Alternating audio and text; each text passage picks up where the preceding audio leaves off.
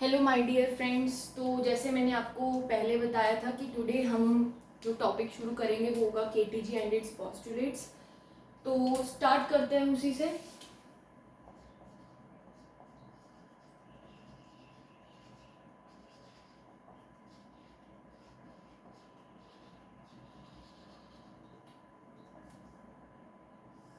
सबसे पहले तो केटीजी की फुल फॉर्म जिन बच्चों को नहीं पता उनके लिए, काइनेटिक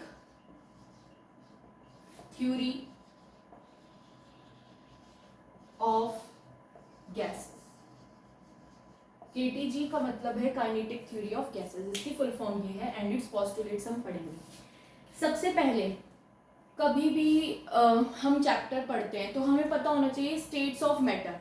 जैसे मैं ये चैप्टर शुरू कर रही हूँ तो मुझे पता है, हमें बचपन से पढ़ाया जाता है, थर्ड स्टैंडर्ड से ही शुरू हो जाता है शायद, कि मैटर जो होता है वो basically mainly, highlight the word mainly, 3 states में डिवाइडेड होता है, solid, liquid and gaseous. But जो क्लास 11th है उसमें हम जिस स्टेट ऑफ मैटर का डीप डिस्कशन करने वाले हैं वो है गैसियस स्टेट। तो गैसियस स्टेट में अगर मैं सीधा केटीजी के ऊपर नहीं जाऊंगी, पहले मैं थोड़ा सा इंट्रोडक्टरी पार्ट रखती हूँ, फिर मैं आपको KTG and it's basic postulates भी बता देती हूँ। और हाँ, अगर आप इन सब के नोट्स प्रॉपर बनाते हैं तो it will be very beneficial for you, so please make the notes also if you want. I would suggest you should make. सबसे पहले अगर मैं बताऊं तो जो गैसेस होती हैं, गैसेस की बेसिक प्रॉपर्टीज सबको पता है कि दूर दूर पार्टिकल्स होते हैं, no fix shape and volume, तो मैं उसमें टाइम वेस्ट नहीं करने वाली, मैं सीधा आपको जो इस चैप्टर में ज़रूरत है उसके बारे में बताऊंगी। गैसेस दो होती हैं, real and hypothetically we have assumed an ideal gas. हमें पता है आइडियल सिचुएशंस आज के ज़माने में एग्जिस्ट करनी बंद हो गई हैं, तो रियल एंड आइडियल। आइडियल सिर्फ हमने एक मान रखा है कि हाँ, जैसे हम आइडियल पर्सन मान लेते हैं, ये नहीं कि आइडियल पर्सन में कोई फ्लॉ नहीं है, ऐसा नहीं है, बट हाँ हमने बस मान रखा है all the gases exist in real estate, but ideal हमने मान रखा। हमने किस कैटेगरी, सबसे पहले जब भी हम कभी भी कोई क्लासिफिकेशन करते हैं उसको हम बेसिस बुलाते हैं कि यार किस बेसिस पे क्लासीफाई कर दिया हमने, कि किस बेसिस पे मैं इस गैस को आइडियल कह रही हूँ और इसको रियल। तो फर्स्ट आप सबसे पहले लिखिए नोट्स बनाते वक्त रियल गैसेस, ऐसे हेडिंग डाल सकते हैं। तो रियल गैसेस के लिए मुझे 2 क्राइटेरिया पता है, मतलब किसी भी गैस को करने के लिए कि रियल है कि आइडियल, 2 क्राइटेरिया ही है। नंबर 1, इट शुड, चलिए पहले हम ना आइडियल गैस लिख लेते हैं एक बार रियल की बजाय ना, ideal. It should, it follows, should नहीं it follows ideal gas equation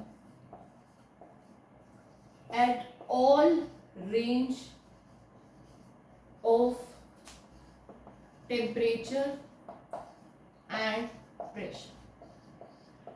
जो एक बेसिक चीज है, अभी मैं पूरा एक्सप्लेन करूंगी, अभी आप लिख लीजिए एक बार। And second is it follows all postulates of KTG, kinetic theory of gases. मैंने अभी 2 मिनट पहले बताया केटीजी की फुल फॉर्म। तो अगर कोई भी गैस है जो आइडियल गैस इक्वेशन है, मैं ब्रैकेट में डाल भी देती हूँ, आइडियल गैस इक्वेशन कहते किसे हैं, PV is equal to NRT at all, यहाँ पे highlight the word all range, it follows all postulates of KTG. देखिए कुछ गैसेस होती हैं जो किसी किसी टेम्परेचर पे ये इक्वेशन फॉलो कर भी लेती है, तो ये नहीं कि अगर वो गैस इस टेम्परेचर पे ये इक्वेशन फॉलो करे तो वो आइडियल होगी, नहीं, हर टेम्परेचर और प्रेशर, ऑल टेम्परेचर और प्रेशर पे इस इक्वेशन को अगर फॉलो करे तब जाके मैं कहूंगी कि वो आइडियल है। मतलब ये दोनों कंडीशन सेटिस्फाई होनी चाहिए कि ideal gas equation all range of temperature and pressure पे, दूसरा it follows all postulates of KTG, जो मैं अभी आगे 2-3 मिनट में बताऊंगी कि पोस्टुलेट्स हैं क्या। अब आपको ये भी थोड़ा सा बता देती हूँ, हालांकि डिटेल में हम पढ़ेंगे आगे। P here stands for pressure, V here stands for volume occupied, N stands for number of moles, R is universal gas constant, T is temperature in Kelvin. ठीक है, तो ये हो गई आइडियल गैस. तो फिर रियल गैस क्या होती है? बिल्कुल उल्टा हो जाएगा. देखिए मैं ज्यादा टाइम नहीं वेस्ट करवाना चाहती किसी का भी, तो आप समझ ही लीजिए कि दोनों पोस्टुलेट, दोनों पॉइंट्स को उल्टा कर देंगे. It does not follow ideal gas equation at all range of temperature pressure. It does not follow all postulates of KTG. ये नहीं कि कोई भी एक फॉलो कर दे तो मैं उसको आइडियल कह दूं, नहीं, सारे फॉलो होने चाहिए केटीजी के, तभी आइडियल. तो बस अब आप ये लिख तो सकते हैं कि आइडियल गैस और रियल गैस में डिफरेंस क्या है. 2 पॉइंट्स याद रखने हैं. 2 पॉइंट्स क्या है? All postulates of KTG must be followed by that gas, and second it should follow ideal gas equation at all temperature and pressure range. तो जल्दी से हम दूसरे टॉपिक पे बढ़ते हैं, because time is very valuable. We will not waste it in writing the, बस कि मैं यहाँ पे नोट लगा दूं और दोबारा लिखूं, ये बिल्कुल टाइम वेस्टेज हो जाएगी.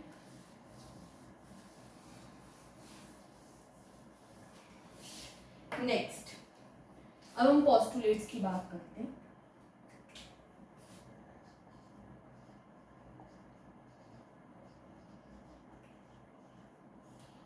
और यहाँ पे मैं याद रखती हूँ लर्न, ट्रिक. लर्न, जो चीज आपको याद रखनी है वो क्या होनी चाहिए, ये मैं आपको बता रही हूँ. सबसे पहले एक चीज याद रखनी है कि गैस पार्टिकल पे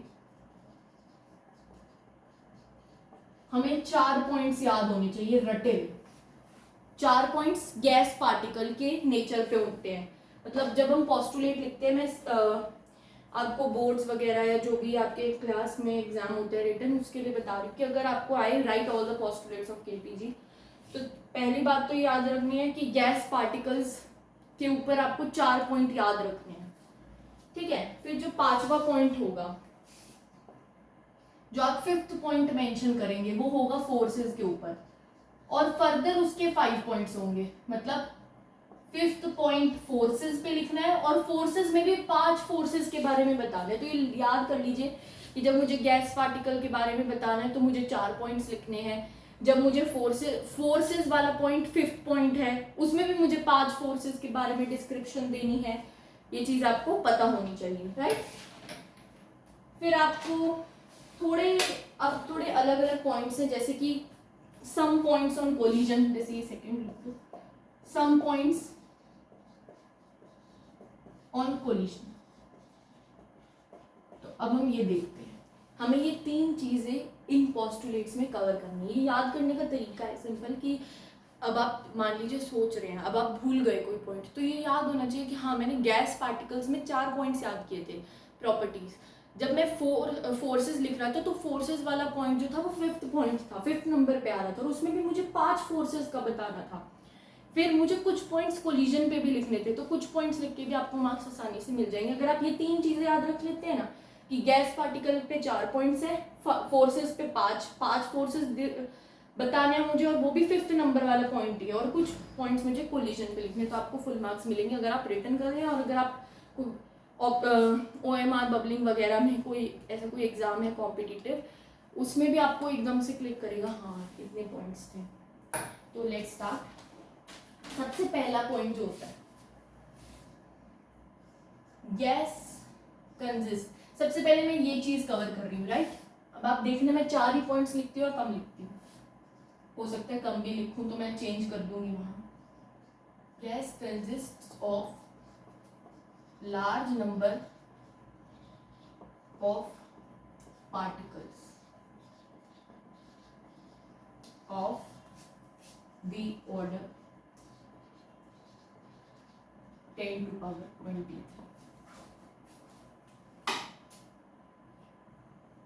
पार्टिकल्स में ब्रैकेट में लिख लीजिए एटम्स. मान लीजिए, अब मैं इसको एक्सप्लेन कर देती हूँ. कोई भी गैस है मेरे पास इस रूम में, अगर वो हीलियम है तो हीलियम के बहुत ज्यादा पार्टिकल्स होंगे, और हीलियम के इंडिविजुअल पार्टिकल एक क्या है, एटम ही तो है. बट अगर मैं कह रही हूँ हाइड्रोजन गैस है, तो उसका एक पार्टिकल मैं किसको मानूंगी, हाइड्रोजन का मॉलिक्यूल. तो ये क्या है, एटम, ये क्या है, मॉलिक्यूल. तो इसलिए मैंने पार्टिकल्स में ब्रैकेट में लिखा एटम या मॉलिक्यूल। तो कोई भी गैस इस कमरे में फिल है उसमें इतने ऑर्डर मतलब बहुत ज्यादा पार्टिकल्स प्रेजेंट होंगे किसी भी गैस में। सेकेंड पॉइंट है these particles are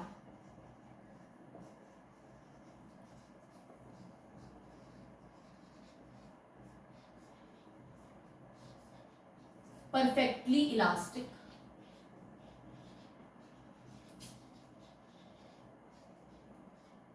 small sized,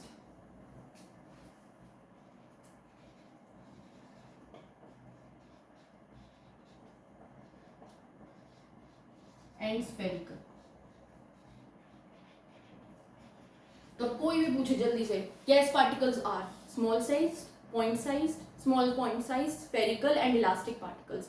highly elastic भी बोल सकते हैं, परफेक्टली इलास्टिक भी बोल सकते हैं।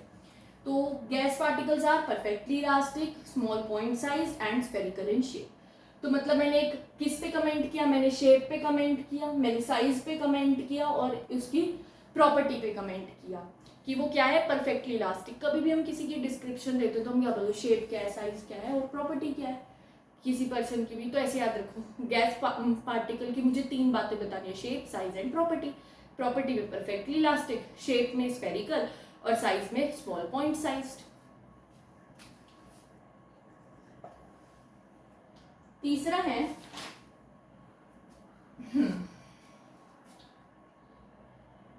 particles of a particular gas are identical in all respects। Particles of different gases are different in property। Right, मान लीजिए इसी का एग्जांपल लेते हैं, हाइड्रोजन और हीलियम का है। मान लो हीलियम के सारे एटम, हीलियम एक गैस भर रखी है, हीलियम के सारे एटम आपस में सेम ही होंगे, हीलियम ही है क्योंकि। हाइड्रोजन के सारे एटम आपस में सेम ही होंगे, बट ऐसा जरूरी नहीं है। पर पार्टिकल्स ऑफ डिफरेंट गैसेस जैसे हाइड्रोजन और हीलियम आपस में तो अलग अलग है ना, सेम तो नहीं है। हाँ, कुछ रिस्पेक्ट में हो सकते हैं, जैसे हम नोबल गैसेस पढ़ते हैं, हीना, नीना और करीना, जीनोन, रेनॉन। अब मैंने इनको एक ग्रुप में लिख रखा है पीरियोडिक टेबल में। हाँ, कुछ प्रॉपर्टीज होंगी सिमिलर, ये नहीं कि हर रिस्पेक्ट में डिफरेंट ही है। कॉन्फ़िगरेशन की लास्ट में वैलेंसी में भी डिफरेंट नहीं, हर रिस्पेक्ट में नहीं डिफरेंट, बट क्योंकि अलग अलग गैसेस हैं तो पार्टिकल्स अलग अलग हैं। हाँ, कुछ प्रॉपर्टीज में हो सकते हैं सेम हो, कि ये भी अडरलेस हो, ये भी कलरलेस हो, ये भी कलरलेस हो, ये भी अडरलेस हो, बट ऐसा नहीं है कि एग्जैक्टली सेम है। आइडेंटिकल लिखा ना मैंने यहाँ वर्ड, आइडेंटिकल का मतलब हर चीज में सिमिलर। अगर एक दो चीजों में सिमिलर है बाकी में डिफरेंट है तो उसको हम आइडेंटिकल नहीं कहते। तो particles of a gas, a particular gas, एक गैस के हर एक पार्टिकल आइडेंटिकल होंगे और एक गैस और दूसरी गैस के हर एक पार्टिकल्स आपस में डिफरेंट होंगे। ये जरूरी, identical may be similar in some respects like outer most shell में कॉन्फ़िगरेशन या नंबर ऑफ इलेक्ट्रॉन सेम आ रहे हैं, जैसे इनमें नोबल गैसेस इसलिए कहा, नोबल गैस कॉन्फ़िगरेशन अचीव होते हैं, लो रिएक्टिव, लेस रिएक्टिविटी होती है तभी साथ में रखे। मतलब कुछ रिस्पेक्ट में तो सेम हो सकते हैं, बट आइडेंटिकल वर्ड हम तब यूज करते हैं जब सब चीजों में सेम हो। तो किसी भी दो गैसेस के पार्टिकल सब चीजों में सेम नहीं हो सकते, ये इसका कहने का मतलब था। फोर्थ पॉइंट, अब मैं एक्चुअली ना बिल्कुल एग्जैक्ट वर्डिंग लिखवाऊंगी आपको, तो वो बहुत इंपॉर्टेंट है। इस पॉइंट को 2 रूप में लिखा जा सकता है। The size of particles is very small as compared to distance between them।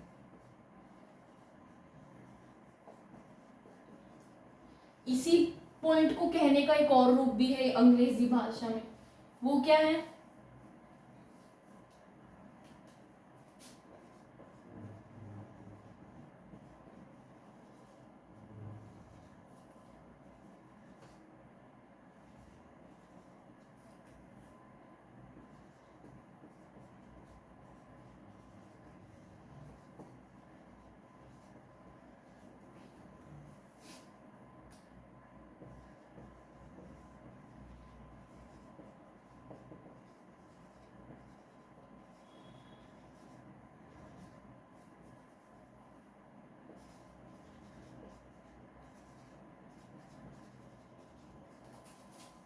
Last point एक बार समझ लीजिए फिर कॉपी कर लीजिएगा। Carrying the size of particle is very small as compared to distance between them, या इसको कहने का और तरीका क्या है? Volume occupied by gas is extremely large as compared to individual particle volume। समझ लीजिए इसे भी, ये कंटेनर है, ये गैस मॉलिक्यूल्स है। अब मान लीजिए इस गैस मॉलिक्यूल को अगर मैं मैग्नीफाई करूं तो इसका अगर मैं रेडियस निकाल लूं, रेडियस से मैं 4/3πr³ करके वॉल्यूम भी निकाल लूं, तो ये वॉल्यूम और इस कंटेनर का वॉल्यूम के सामने इसके वॉल्यूम, ये वॉल्यूम इतना छोटा है कि इसको मैं नेग्लेक्ट कर सकती हूँ। या अगर मैं इस भाषा में समझाने, अक्सर क्या होता है टीचर्स ना ये जल्दी से समझा देते हैं कि हाँ ये बात है। पहला पॉइंट भी कई बार समझ नहीं आता कि size of particle is very small as compare to distance between them का मतलब ये कैसे हुआ। तो ये भी बहुत ईजी है समझना। देखिए अगर डिस्टेंस बहुत ज़्यादा ना हो, मान लीजिए डिस्टेंस इतना है तो कंटेनर इतना ही होगा, तो कंटेनर ज़्यादा बड़ा नहीं है। जितने मान लीजिए अब मैंने डिस्टेंस बढ़ा दिया, मतलब मुझे थोड़ा सा बड़ा कंटेनर लिया, मैंने डिस्टेंस और बढ़ा दिया तो मेरा कंटेनर का वॉल्यूम और बढ़ गया। मतलब कि साइज ऑफ पार्टिकल तो उतना ही रहा, मैं हीलियम का ही ले रही हूँ, बट मैं ये कह रही हूँ ये समझाने से मेरा मतलब ये है कि जितना ज़्यादा डिस्टेंस होगा। अब आप ये बताइए गैस में अगर मैं आपको बोलूँ ये 3 चीज़ें हैं तो बताइए सॉलिड लिक्विड गैस इसमें से कौन सा है, तो आप बोलेंगे सॉलिड है, ये लिक्विड है, ये गैस। तो ऑब्वियसली गैस के पार्टिकल्स बहुत दूर दूर हैं, इतने दूर हैं कि उनका डिस्टेंस इतना ज़्यादा है, क्योंकि जितना ज़्यादा डिस्टेंस होगा मतलब उतना ही ज़्यादा वॉल्यूम ऑफ कंटेनर रहा होगा ना। मान लीजिए इतना सा कंटेनर है तो डिस्टेंस कम, इतना बड़ा कंटेनर है तो डिस्टेंस ज़्यादा आपस में। मतलब मैं ये कह रही हूँ कि साइज ऑफ पार्टिकल इतना छोटा है कि उनके बीच का डिस्टेंस, मान लीजिए डिस्टेंस अगर 10⁻⁶ है ना, तो साइज तो 10⁻⁻8 ले लो, कुछ भी मैंने ऐसे दिया है, तो देखिए कितने का डिफरेंस हो गया ना, 14, 10⁻14 का डिफरेंस, कोई छोटा मोटा डिफरेंस नहीं होता। तो इस पॉइंट पे है, तो मैंने आपको कहा था गैस पार्टिकल पे 4 पॉइंट्स रटने हैं, वो रटने ही हैं। चलिए हम बिना देखे ट्राई करते, बोलने का देखने की ज़रूरत भी पड़ सकती है बीच में। तो सबसे पहले पॉइंट क्या था कि किसी भी गैस में एवोगैड्रो नंबर मतलब 10⁻23 की रेंज के पार्टिकल्स होते हैं, मतलब इतने नंबर ऑफ पार्टिकल्स होते हैं। दूसरा हमें गैस पार्टिकल पे टिप्पणी देनी थी कि 3 प्रॉपर्टीज होती है, साइज, शेप और प्रॉपर्टी। प्रॉपर्टी में था परफेक्टली इलास्टिक, शेप में था स्फेरिकल, साइज में था वेरी स्मॉल पॉइंट साइज। फिर मैंने ये बताया आपको कि हाँ कि जो particles of a particular gas होते हैं वो आपस में आइडेंटिकल होते हैं और दूसरी गैस के पार्टिकल से अलग होते हैं। और फोर्थ पॉइंट मैंने बताया कि volume occupied by gas is extremely large as compared to volume of individual gas particle. It can even be neglected. Volume of gas particle can even be neglected in compared to volume of container it occupies. तो मैंने कहा था आपको first point हमने clear कर दिया। अब मैं आपको फोर्सेस पे पॉइंट बताती हूँ कि केटीजी फोर्सेस के ऊपर क्या पॉइंट देता है।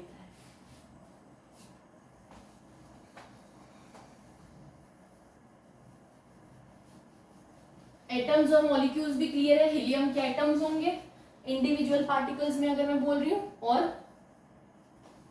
हाइड्रोजन के मॉलिक्यूल्स। चलिए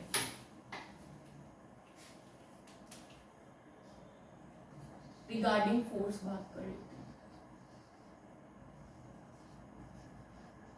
सबसे पहला जो पॉइंट है, अच्छा इसको याद भी करना है ना हमें तो, पर हम इसको याद करने की ट्रिक भी बनाएंगे। एक सेकेंड।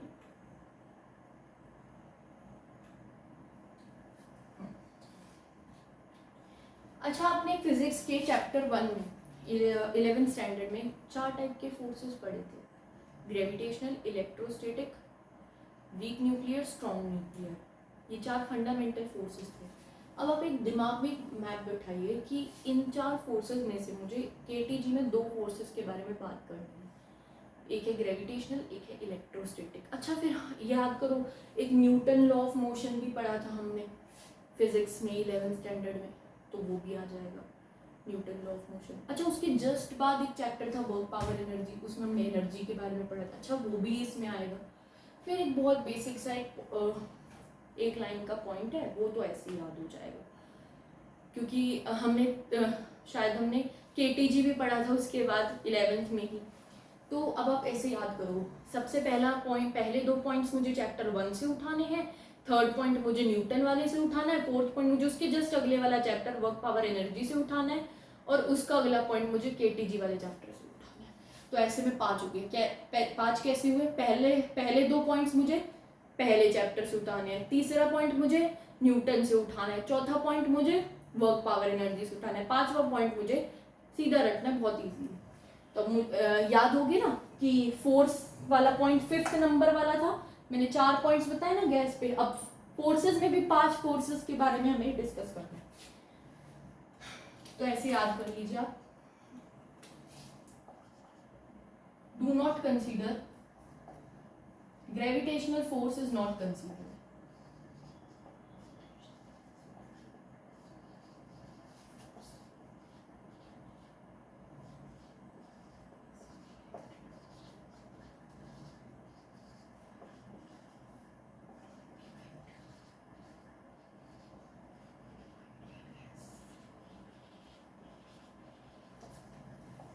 पहला पॉइंट तो बहुत क्लियर है कि हम केटीजी ये मानती है कि एक आइडियल गैस अगर है तो ग्रेविटेशनल फोर्स का उस पर कोई इफेक्ट नहीं होगा। ऑब्वियसली अगर ग्रेविटेशनल फोर्स का गैस पे इफेक्ट होने लग जाता तो गैस तो सिर्फ ट्रोपोस्फेयर या नीचे तक पैरों तक रहती, ऊपर होती ही ना गैस। हालांकि तो मैंने बोला ना, रियल गैसेस भी कई बार आइडियल गैस मतलब केटीजी के पोस्टुलेट्स को फॉलो कर लेती है, बट हम उसको आइडियल क्यों नहीं कहते? क्योंकि सारे पोस्टुलेट्स को फॉलो नहीं करते। सेकंड मैंने बोला इलेक्ट्रोस्टैटिक। तो इलेक्ट्रोस्टैटिक में होता क्या है बेसिकली, हमें पता है कि पॉजिटिव पॉजिटिव रिपेल, मतलब अपोजिट अट्रैक्ट, सिमिलर रिपेल। तो इसमें मैंने क्या 2 टर्म्स बोली, अट्रैक्ट एंड रिपेल। तो उसी के बेसिस पे हमें बताना है, there is no attraction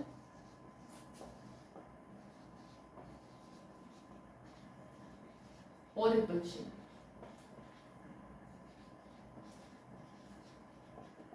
between ideal gas particles।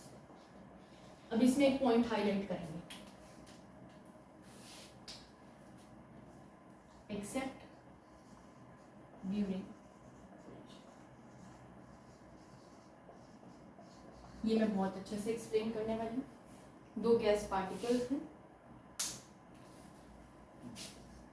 वो अपना रैंडम मोशन कर रहे हैं, कोई इधर जा रहा है, कोई इधर जा रहा है, कभी इधर जा रहा है, कभी इधर जा रहा है, उसको कोई परवाह नहीं। हम ये मानते कि इनमें कोई अट्रैक्शन नहीं है। मान लो गलती से आपस में टकरा गए, कोलिजन हो गया हेड ऑन, तो यार ये चिपक क्यों नहीं जाते? हो गया हेड ऑन कोलिजन, सेपरेट क्यों होते हैं बाद में? कोई बताए हमें। सेपरेट इसलिए होते हैं क्योंकि जब ये पास आके टकरा जाते हैं तब क्या होता है, इनमें एक रिपल्सिव फोर्स डोमिनेट करता है, जिसकी वजह से वापस से ऐसी कंडीशन में आ जाते हैं। तभी मैंने यहाँ लिखा एक्सेप्ट ड्यूरिंग कोलिजन। जब ये दूर दूर है, मूव कर रहे हैं, कोई मतलब नहीं है। जैसे ही टकराए, कोलिजन हुआ, मान लीजिए कोलिजन हो गया, ठीक है, तो आपको पता है इलेक्ट्रोस्टैटिक फोर्स जो होता है वो इनवर्सली आर के इनवर्सली प्रोपोर्शनल होता है, कि Q1 Q2 by R square.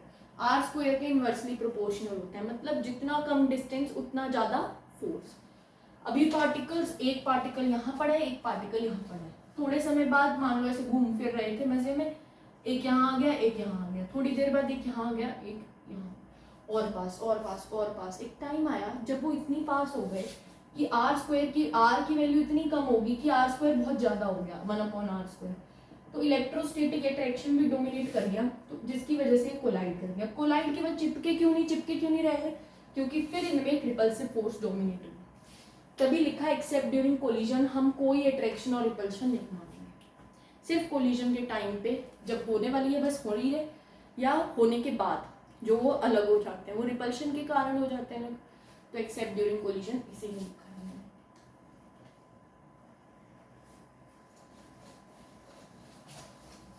अब हमने सोचा यार सभी पॉइंट्स पे तो नो आ रहा है, हमने ग्रेविटी में भी नो लिख दिया, अट्रैक्शन में भी नो लिख दिया, कहीं तो यस लिखो। तो चलो तीसरे पॉइंट पे अब हम यस लिख देते हैं, फॉलो न्यूटन लॉ ऑफ, ये हमने यस लिख दिया। चलो किसी में तो यस आया। अब हम फोर्थ पॉइंट लिखते हैं, न्यूटन लॉ ऑफ मोशन ये फॉलो करते हैं। और अब मैंने क्या बताया, अब एक वर्क पावर एनर्जी से possess kinetic energy but no potential. ये पॉइंट देख के आप याद कर लीजिए कि इसमें काइनेटिक एनर्जी तो है, पोटेंशियल एनर्जी नहीं है। जरूरी नहीं है पोटेंशियल एनर्जी, हर बार हम हाइट को ही कह रही हूँ, स्टोर्ड एनर्जी को भी कई बार पोटेंशियल कह देते हैं। मतलब आपको ये पॉइंट याद रखना है कि काइनेटिक एनर्जी तो है ही, मूव कर रहे हैं, बट हम इनमें पोटेंशियल एनर्जी को कंसीडर नहीं करेंगे। ये केटीजी के पोस्टुलेट है, एज इट इज याद हो जाए तो अच्छा है। ऊपर वाले में भी मैंने लर्निंग ट्रिक्स ही बताई हैं, ऐसे कोई एज सच एक्सप्लेन नहीं किया, क्योंकि पोस्टुलेट्स, हाइपोथेसिस, थ्योरीज, इनको प्रूफ नहीं किया जा सकता है ना, ये प्रूफ नहीं होते हैं, इनको बस याद करने के लिए थोड़ी बहुत एक्सप्लेनेशन बना सकते हैं तो बना ली। फिफ्थ है energy depends, kinetic energy basically मैंने बताया, एनर्जी में भी काइनेटिक एनर्जी है, पोटेंशियल तो है ही नहीं इनके पास। Depends only on temperature. तो मैंने आपको वादा किया था कि फोर्स में हम 5 पॉइंट्स पढ़ेंगे, 5 के 5 पॉइंट्स आपके सामने रख दिए हैं, तो ये बात भी हमारी क्लियर होती है। लिख लीजिए आप एक बार अच्छे से। फिर हम नेक्स्ट पार्ट कुछ पॉइंट्स ऑन कोलिजन डिस्कस करेंगे, फिर हमारा केटीजी भी खत्म।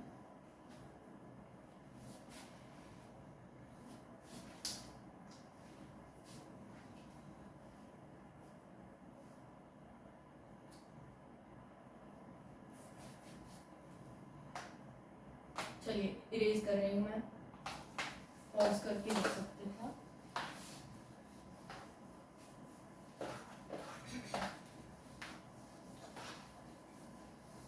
चलिए अब हम कुछ पॉइंट्स में कोलिजन कर लेते हैं। 5 पॉइंट्स देखिए, मैं इसको अलग से कोई पॉइंट नहीं, इसको मैं 6 नंबर का पॉइंट कर रही हूँ। जो मैंने 5 पॉइंट्स फोर्सेस में बताए थे वो आप फोर्सेस हेडिंग डाल के, जैसे 5th पॉइंट डाल के ना, फिर उसमें A B C D E लिख देना, फिर आप 6th पॉइंट कोलिजन पे लिखना। Collision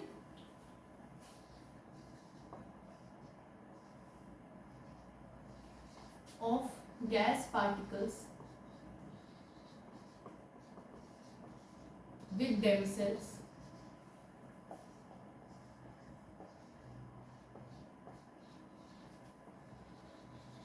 and with walls of container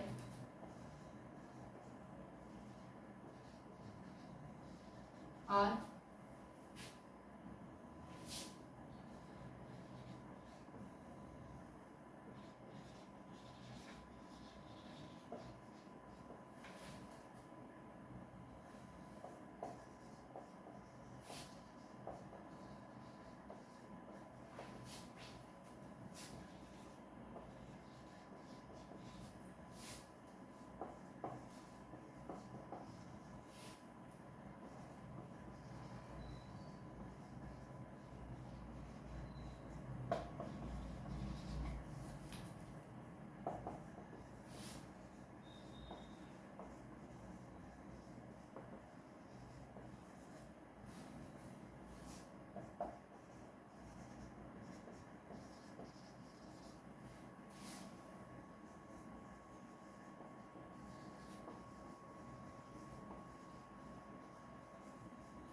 बहुत इंटरेस्टिंग पॉइंट है।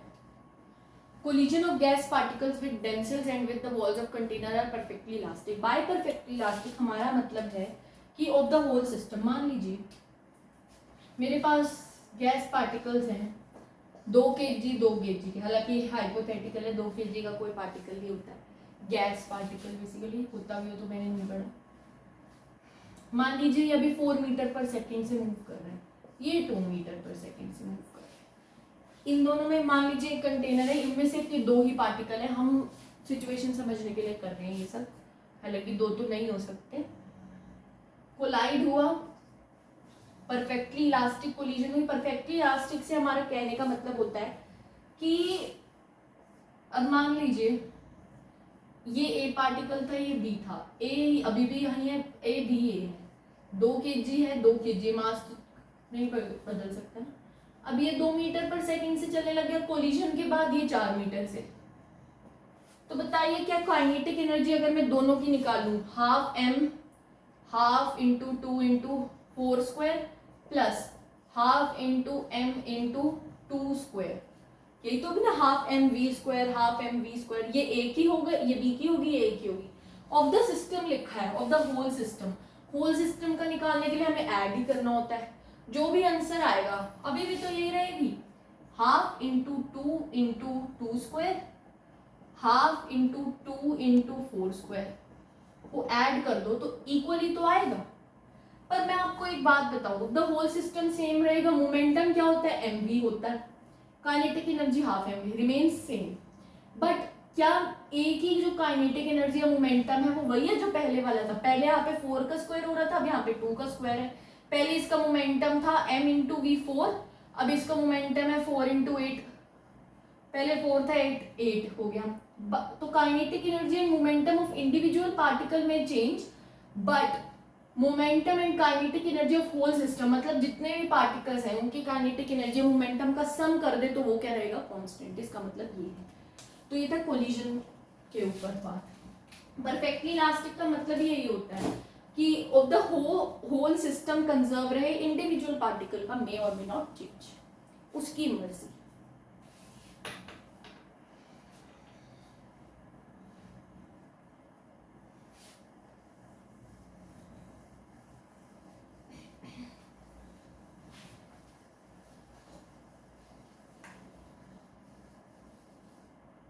सॉरी, चलो पॉइंट्स ऑन कोलिजन तो हो ही गए, तो मैंने आपको बोला था ये अगर पॉइंट्स लिख देंगे आपको फुल मार्क्स मिलेंगे। अब बात कर लेते हैं हम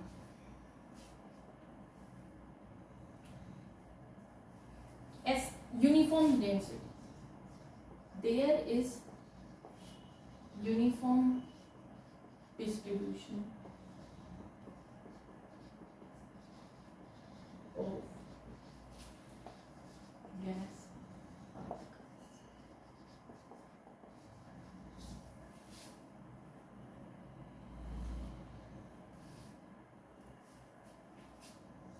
Molecular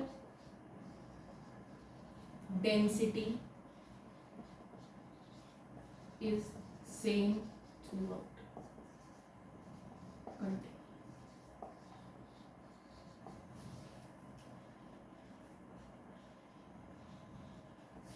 मान लीजिए कंटेनर है, ऐसा नहीं है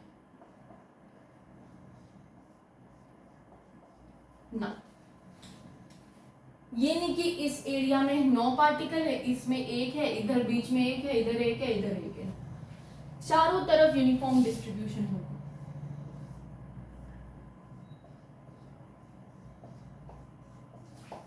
ये गलत है, ये सही है। इसका मतलब ये डेंसिटी, मॉलिक्यूलर डेंसिटी हर एक पार्ट ऑफ द कंटेनर पे सेम होगी, ऐसी नहीं होगी। ये भी केटीजी का एक पोस्टुलेट है जो अक्सर बताया नहीं जाता।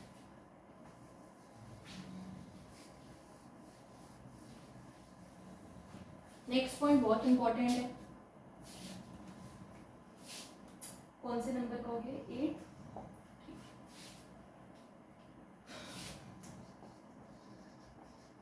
Particles move with all possible speeds and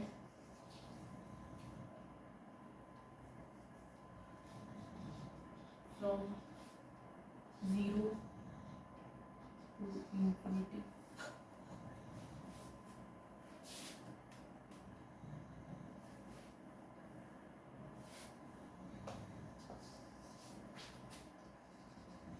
And in on possible direction. So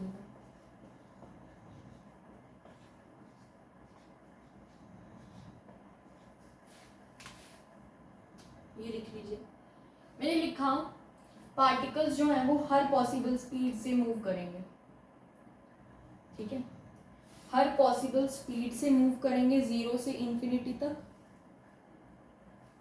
और हर पॉसिबल डायरेक्शन में मूव करेंगे, राइट। मान लीजिए, तो ये क्या लिखा मैंने, ये मैंने लिखा है एवरेज डिस्प्लेसमेंट, क्योंकि मैंने एस के ऊपर ये साइन लगा दी तो ये डिस्प्लेसमेंट हो गया, नॉट डिस्टेंस। सिमिलरली मैंने बी के ऊपर भी एरो लगाया है तो वो एवरेज वेलोसिटी। अब इस पॉइंट को समझते हैं, हर पॉसिबल डायरेक्शन में पार्टिकल जाएगा, हर पॉसिबल स्पीड के साथ जाएगा। मान लीजिए मेरे पास 4 पार्टिकल्स हैं, ये पार्टिकल की वेलोसिटी क्या है, 2 है। हो सकता है कोइंसिडेंटली, मतलब मैं ये कहना चाह रही हूँ, ऐसा नहीं है, ये नहीं कह रही मैं कि एक पार्टिकल एक टाइम 0 से लेके इनफाइनाइट तक हर वेलोसिटी शो करेगा, नो। मैं ये कहना चाह रही हूँ कि हर एक पार्टिकल, मतलब particles move with all possible speeds and in all possible direction, मतलब मैं कहना चाह रही हूँ मूव कर भी सकता है, ऐसी कोई बाउंडेशन नहीं है। मान लीजिए मैं ये कहना चाहती हूँ कि एवरेज डिस्टेंस, एवरेज डिस्प्लेसमेंट और एवरेज वेलोसिटी 0 हो जाएंगे। मान लीजिए करोड़ों पार्टिकल है, 10 टू पावर 23 है, हो सकता है कोई 2 मीटर पर सेकंड से इधर जा रहा हो। अब हर पॉसिबल डायरेक्शन में तो उन 10 टू पावर 23 में से ये एज्यूम किया जाता है तो कोई ऐसा पार्टिकल इसके साथी भी होगा जो 2 मीटर पर सेकंड से इधर जा रहा होगा। ये जस्ट एक सिचुएशन एज्यूम की गई है कि एक पार्टिकल, मतलब मुझे एक कंटेनर में मैंने गैस भरी, आइडियल गैस, तो मुझे हर एक गैस मॉलिक्यूल को अगर मैं एनालाइज करने बैठूं, मान लो मेरे पास कोई ऐसी टेक्निक आ गई, तो मैं देखूंगी कि मुझे हर रेंज मिली है वेलोसिटी की। एक पार्टिकल ऐसा भी था 0 वेलोसिटी वाला, तो एक पार्टिकल 0 से लेके इन्फिनिटी तक मुझे हर वेलोसिटी ऑब्टेन हुई है, ये एज्यूम किया जाता है। 0 से, और हर डायरेक्शन में पार्टिकल मूव करता है। जब मैंने एनालाइज किया, तो जब मैंने एक पूरे कंटेनर में गैस पार्टिकल्स एनालाइज किया, तो मैंने ये देखा कि मुझे इस गैस का ऐसा कोई भी मतलब कोई ना कोई गैस पार्टिकल ऐसा जरूर था, मतलब ऐसी कोई डायरेक्शन नहीं छूटी जिसमें गैस पार्टिकल्स मूव ना करे हो। तो देखिए, अब मैंने बोला टोटल एवरेज वेलोसिटी कैसे निकालते हैं, sum of all velocities upon total number, sum of both the velocities will be 0 by में total number of particles to 0। तो एवरेज वेलोसिटी ऐसे 0 आ गई मैंने। हालांकि मैंने यहाँ पे सिर्फ 2 कंसीडर किए हैं, करोड़ों होंगे, 2 ही कंसीडर करके मैंने समझाने की कोशिश की है। अब सिमिलरली एवरेज डिस्प्लेसमेंट भी 0 है, क्यों, मान लीजिए गैस पार्टिकल ये ऐसे गया, ऐसे गया, ऐसे गया, ऐसे गया, हो सकता है वापस भी आ जाए, कोई मतलब ये एजम्पशन है कि ये माना जाता है कि एवरेज डिस्प्लेसमेंट भी 0 है, एवरेज वेलोसिटी भी 0 है। आई थिंक मैं इसको अच्छे से एक्सप्लेन नहीं कर पा रही हूँ या आपको नहीं समझ आ पाया, कैसे समझाएं।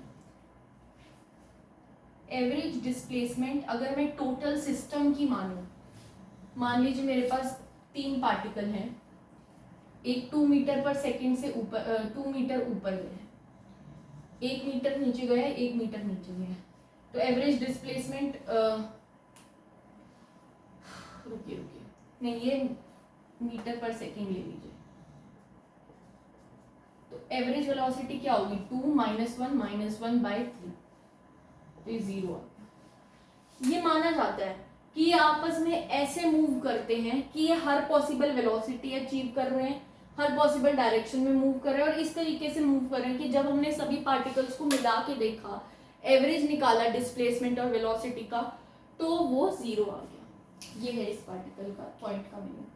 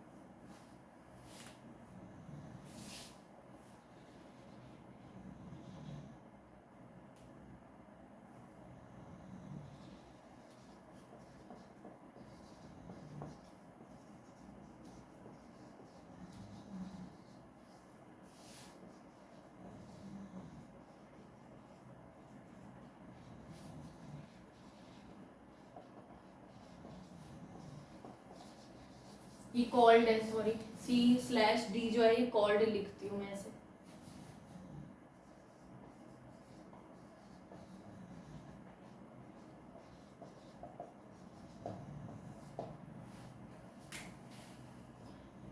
अब देखिए यहाँ एक पार्टिकल खड़ा बैठा है, इस पार्टिकल को इससे कोलाइड करना है। तो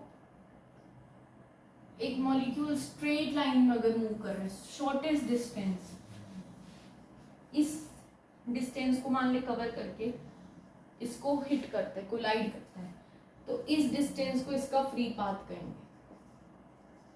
बट आप ये सोचिए कि ऐसा तो नहीं है कि एक ही पार्टिकल होगा, मैं इस पार्टिकल को अंडर कंसीडरेशन मानूंगी और ये इतने पार्टिकल्स में बाकी मानूंगी। पहले इसके पास गया, फिर इसके पास गया, फिर इसके पास गया, फिर इसके पास गया, फिर इसके पास गया। Free path number 1, free path 2, free path number 3, free path number 4, free path number 5। अब जब मैंने फ्री पाथ, मान लीजिए इतना डिस्टेंस 2 मीटर का था, ये 3 मीटर का था, ये 4 मीटर का था, ये 5 मीटर का था, ये 6 मीटर का था, और मैंने बोला एवरेज बता दो, तो एवरेज 4 आ गया। तो ये जो 4 मीटर हो गया, ये 4 मीटर क्या हो गया, इसका मीन फ्री पाथ, मतलब mean of free paths is called mean free path. इसका डायरेक्ट फॉर्मूला लिखेंगे, उसको डिराइव भी करेंगे बाद में, चिंता ना करें, डिराइव हर फॉर्मूला होगा यहाँ पे, डिराइव यहाँ पे हर फॉर्मूला होगा, तो don't take tension of that. इसका फॉर्मूला है 1/√2 पाई ND², where N is P/kBT। अभी आप जस्ट इसको लिख लीजिए, आगे इसकी डेरिवेशन आएगी तब मैं आपको बताती हूँ। KB यहाँ पे बोल्ट्जमैन कांस्टेंट है।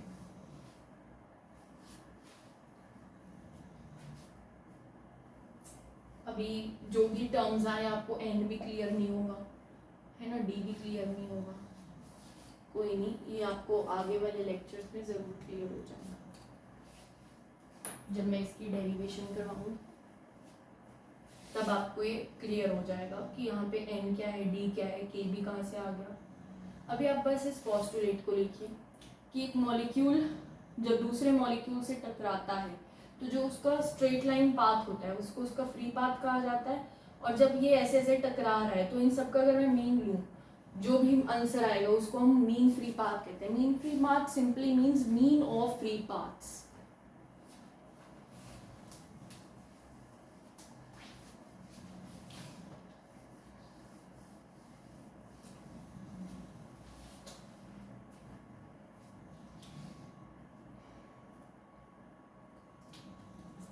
10th नंबर पॉइंट है, कोलिजन्स आर इंस्टेंटेनियस।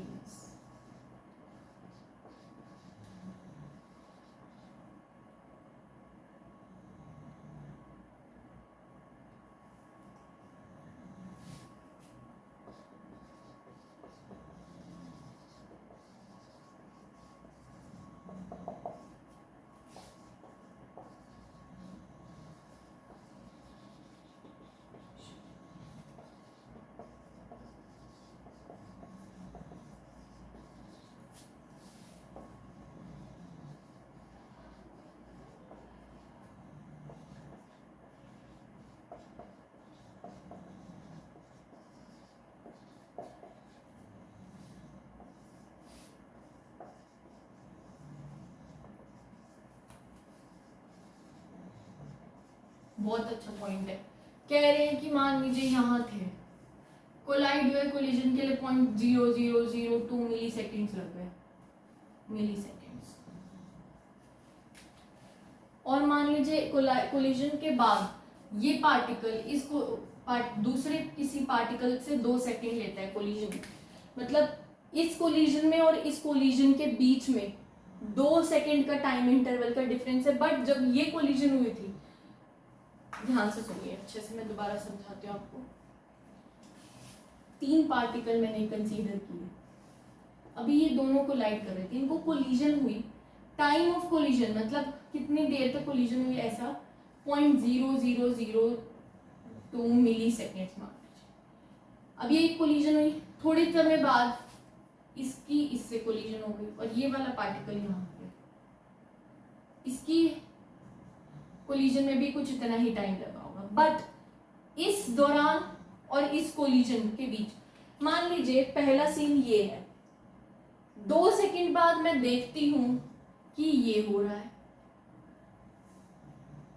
या तो इस सिचुएशन से इस सिचुएशन तक आने में मुझे 2 सेकंड लग गए, बट कोलिजन जस्ट 1 सेकंड में हट गया, 1 सेकंड में हट गया, मतलब इस कोलिजन को होने में नहीं टाइम लगा, बट इस सिचुएशन में आने में टाइम लगे। दोबारा से एक बार पढ़िए, खुद आपको समझ आएगा ये पॉइंट कि कोलिजन्स आर इंस्टेंटेनियस, एकदम से हो जाते हैं। कि टाइम ऑफ कोलिजन मतलब कोलिजन का टाइम नेग्लेक्ट है, देख लीजिए मिली सेकेंड्स में, as compare to time interval मतलब मान लीजिए 2 पार्टिकल्स में कोलिजन हुई, अब ये ए पार्टिकल है, ये बी है, अब यहाँ सी बैठा था, अब मान लीजिए अब यहाँ पे सी और ए में कोलिजन हो रही है और बी यहाँ बैठा है, तो मुझे इस सिचुएशन से इस सिचुएशन में पहुंचने तक मतलब जो टाइम इंटरवल था बिटवीन इस कोलिजन हो रही थी, अब इन दोनों के बीच में कोलिजन हो रही है, वो तो 2 सेकेंड्स है, बट जब टाइम ऑफ कोलिजन मतलब जब कोलिजन हो रही है उसका टाइम वो 2.000 मिली कुछ मिली सेकेंड्स तक कोलाइड करते हैं और हट जाते हैं।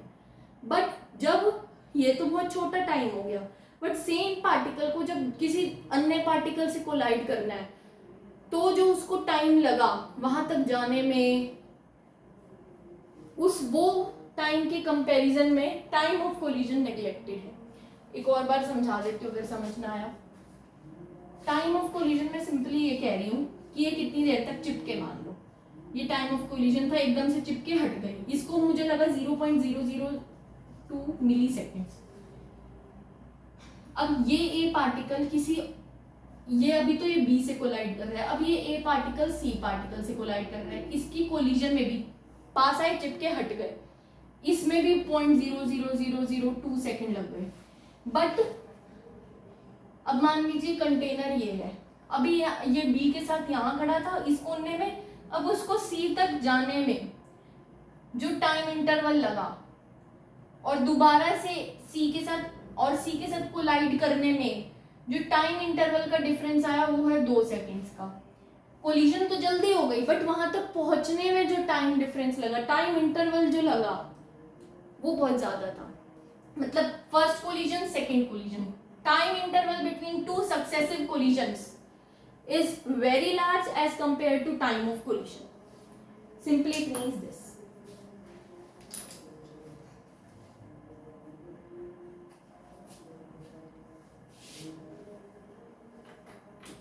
अब जो लास्ट पॉइंट है ना वो भाई बहुत इंपॉर्टेंट पॉइंट है, इस पॉइंट के बिना तो केटीजी अधूरी है। इस पॉइंट को देखो सिंपली याद करना है, इसकी एक्सप्लेनेशन आपको मैक्सवेल के ग्राफ्स में पता चल जाएगी कि मैं ऐसा कह क्यों रही हूँ, और जो आगे ग्राफ आएंगे ना उनमें इसकी एक्सप्लेनेशन आपको बहुत अच्छे से पता चलेगी कि इस पॉइंट का क्या वैल्यू थी।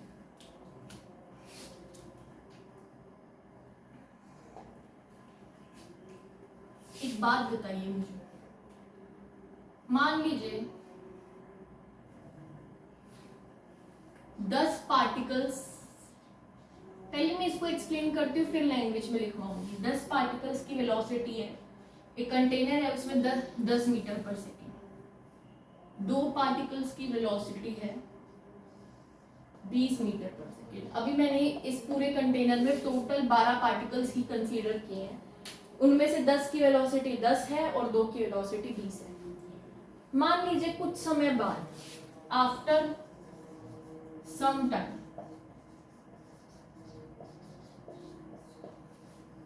मैंने क्या ऑब्जर्वेशन की कि यार अभी भी 10 मीटर पर सेकेंड वाली जो वेलोसिटी है वो 10 ही पार्टिकल्स के पास है,